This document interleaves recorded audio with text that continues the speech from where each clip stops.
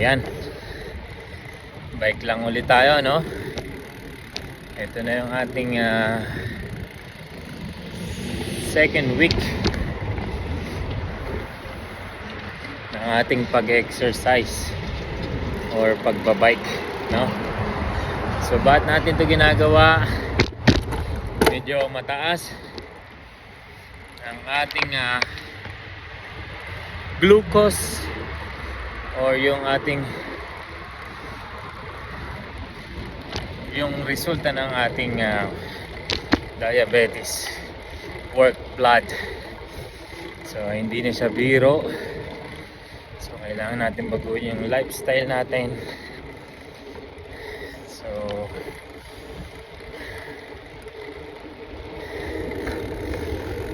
kailangan natin na mag-exercise every day, kahit biking lang, para mag-circulate yung ating dugo. Kasi nung na-test tayo, nag-start siya ng 17. So ganun siya kataas. So gusto ng doktor mag-insulin. So medyo meron tayong ibang itatry. Medyo mabigat kasi ang insulin, no? Personally, ayoko mag-insulin. Gusto ko yung natural way. So kailangan natin control sa ating mga kinakain, magbawas ng sugar or eliminate ang sugar.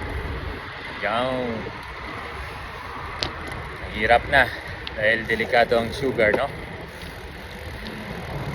So after natin mag-check ng after a week na ma-diagnose tayo or lumabas yung result na 17 yung ating glucose or yung ating sinasabi sa pag-diabetic ka na, medyo mataas na. Ang range lang is 5 or 6, pero parang triple yung resulta ng regular ng aking blood works. So we will see kung ano ang pinagkaiba ng nagtitik ng gamot sa natural way lang. Ayun, malalaman natin yan. So ngayon nagpapapawis tayo at alam natin na hindi natin to lifestyle, hindi natin to gawain nung araw, but dahil nga nakitaan tayo ng hindi magandang resulta pagdating sa sugar, so kailangan natin baguhin ang no? Binago natin yung pati pagkain na zero rice, even brown rice wala na rin, no? More on gulay tayo ngayon. At yung mga bawal na prutas katulad ng watermelon, mango, iwasan na natin yan.